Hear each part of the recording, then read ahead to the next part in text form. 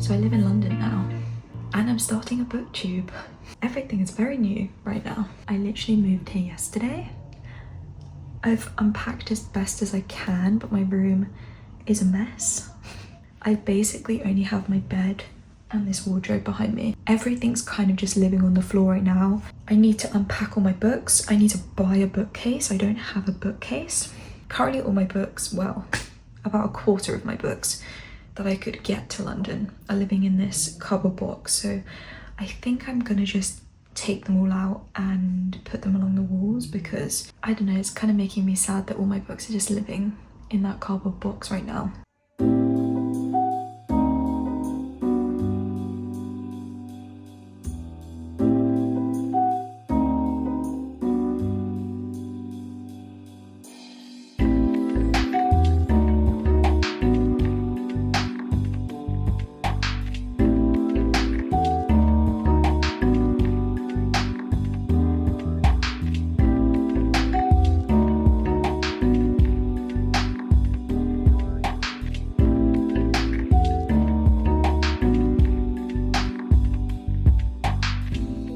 I think this is going to be my next read actually. Tomorrow I'm going to go back to that park that I hopefully showed at the beginning of this vlog, and I'm going to go start this. I'm very excited.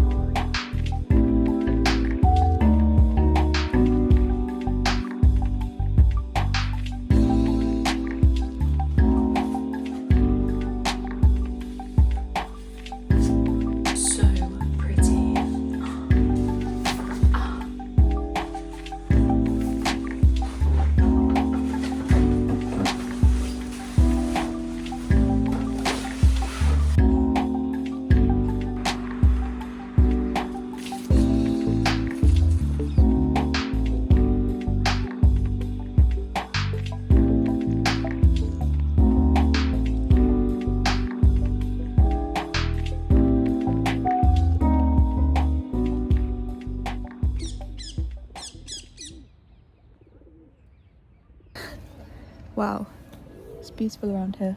I've been so distracted with moving and so busy moving that I haven't even appreciated yet that like it's autumn. This is my favorite time of year. The Burr months, my favorite time of year. And like now I'm here, now I can calm down and slow down. I'm appreciating it more.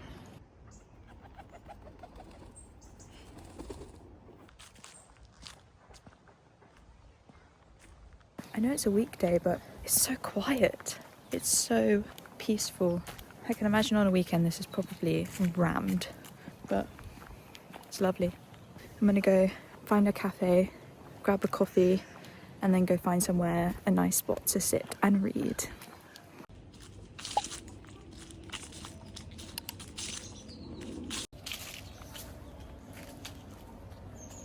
It's okay. I've been a trained barista for the last year. Look, the guy was working very hard. It was very busy. He was by himself. The way that man steamed the milk, I was horrified. I was horrified.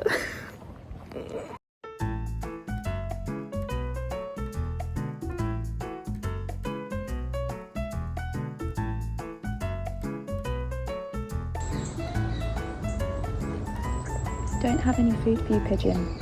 I just have a coffee. I don't have food. I don't have any food.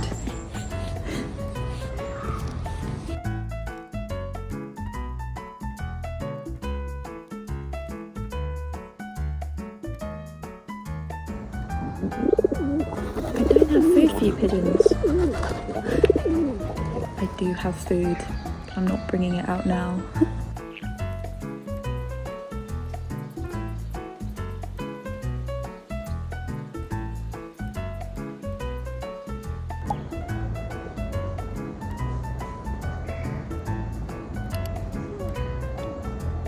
The fact that Ivy Marie says a lot on her TikTok that this book is for fans of Delana.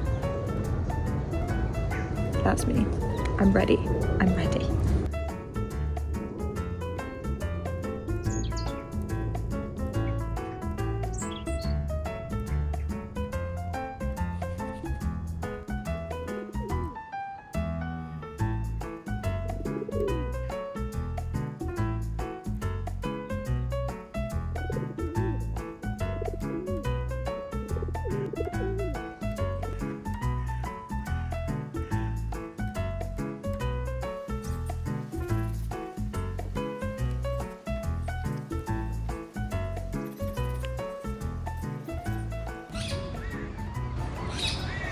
I already love August. Literally one chapter in and I already know I'm gonna eat this up. August? Sir, hello. Ivy Marie.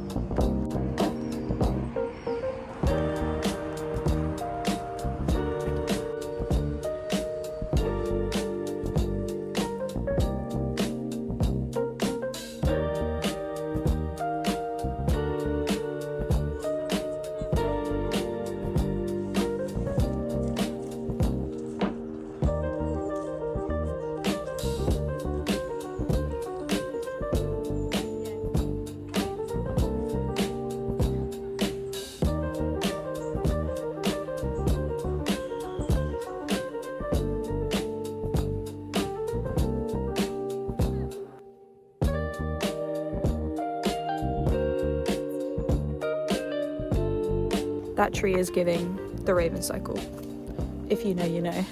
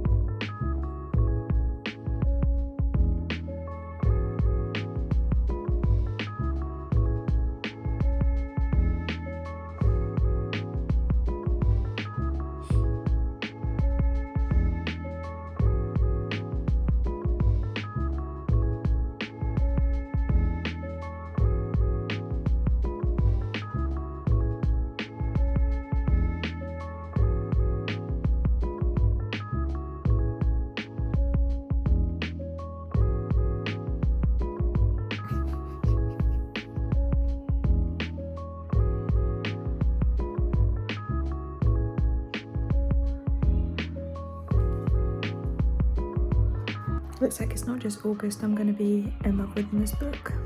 Olivier. He's giving Matthew Fairchild energy from the Lost Hours trilogy from the Shadowhunter Chronicles. If you know anything about me, you'll know that I love 1. Shadowhunters and 2. Matthew Fairchild.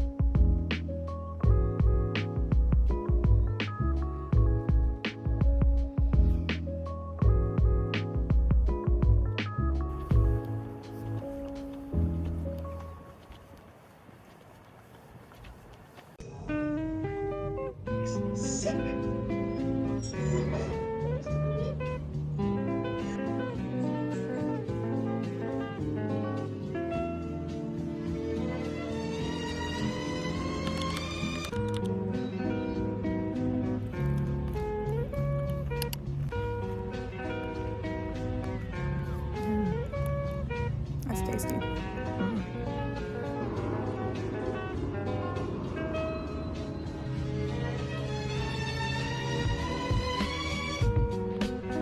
I'm obsessed with Olivier. Like, I thought I was gonna be obsessed with August, but Olivier, oh my god, he's so Matthew Fairchild, it hurts. Maybe I just miss Matthew Fairchild. I was getting cold there and I'm getting attacked by ladybugs, so I'm gonna move to that little rose garden that I found on my first day here.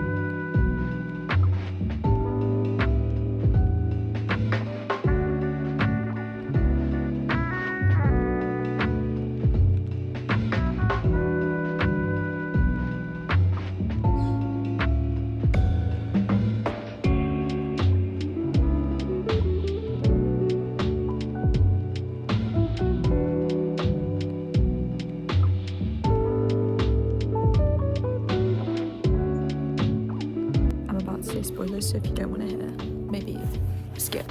I'm on the maze trial and there's all the replicas that are mimicking people that they care about and mimicking the others in the trial. And when the replica turns into Olivier in front of Emilio, and Olivier says, well, that is horrifying and utterly unfair, it got my hair completely wrong. I fear I'm obsessed with him. I fear I am obsessed with Olivier Olivier Dupont. I fear I'm obsessed with him. Like, Emilio, me too, bestie, get in line. I wasn't aware you had your medical license. Should I call you Dr. Hughes from now on? I'm obsessed with him.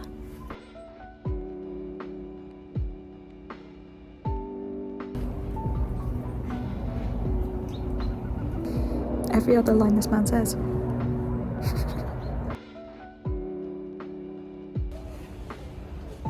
I missed Elena so bad.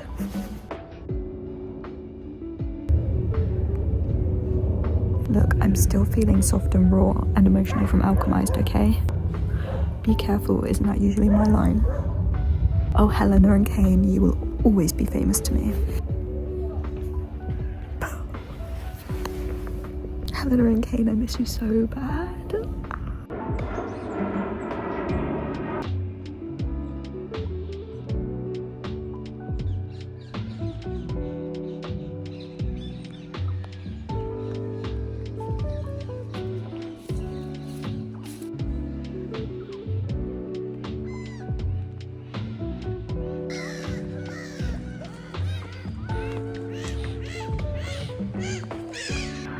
Right, I'm home. I realised I never really gave an explanation of what I'm even reading. I'm reading Immortal Consequences by Ivy Marie. It is a YA, sort of dark academia-y, paranormal, supernatural fantasy set in this school in Purgatory called the Blackwood Academy, where souls who, for whatever reason, aren't ready to pass on yet, and once a pupil enrolls in the school, it is impossible to leave. The only way to leave is through this sort of graduation ceremony called the decennial. One student, I think it's one student every year, gets the chance to be tested for the decennial. Am I saying that right? The decennial? No, that can't be right.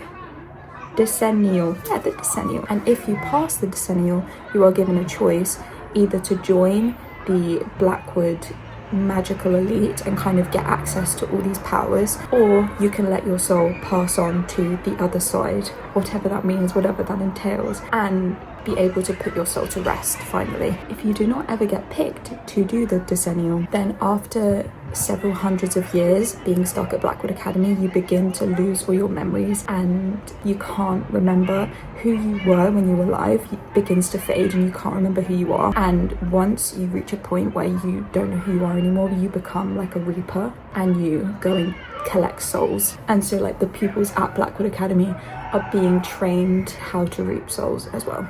That was a lot of information. I feel like there was such easy ways that I could have summed that up, but whatever.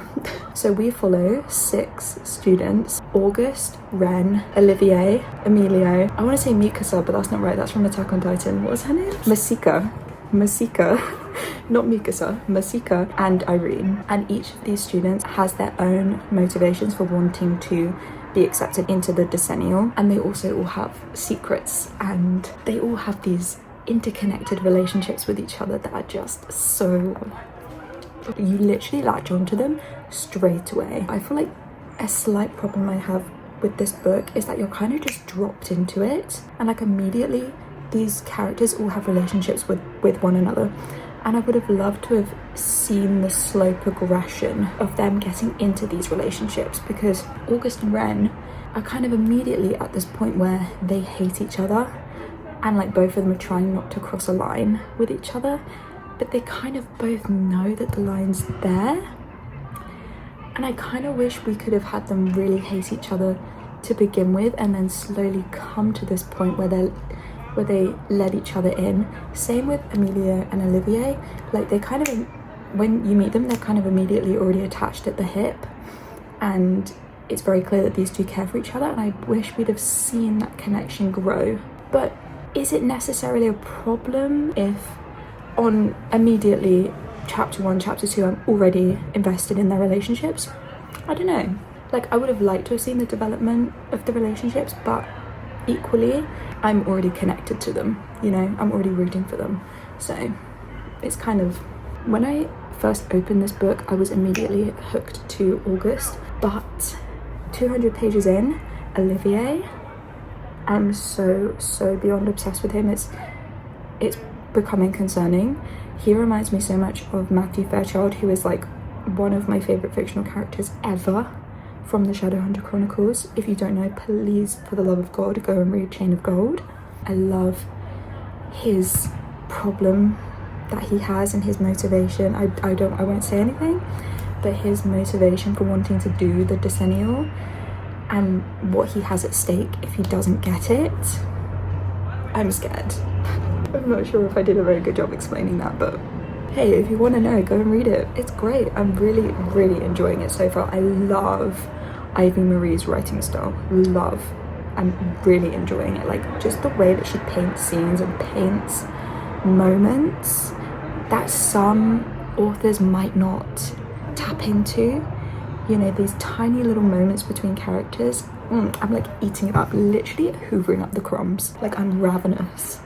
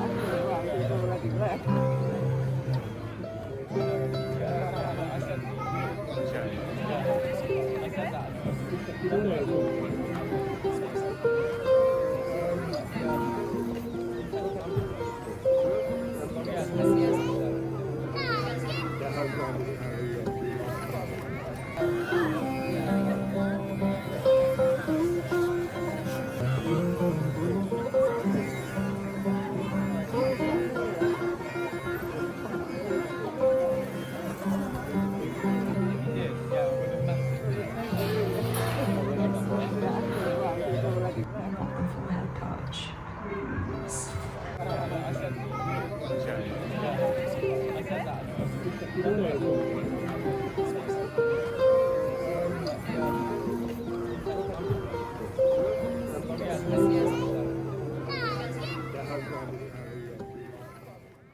I think I'm gonna finish this vlog here.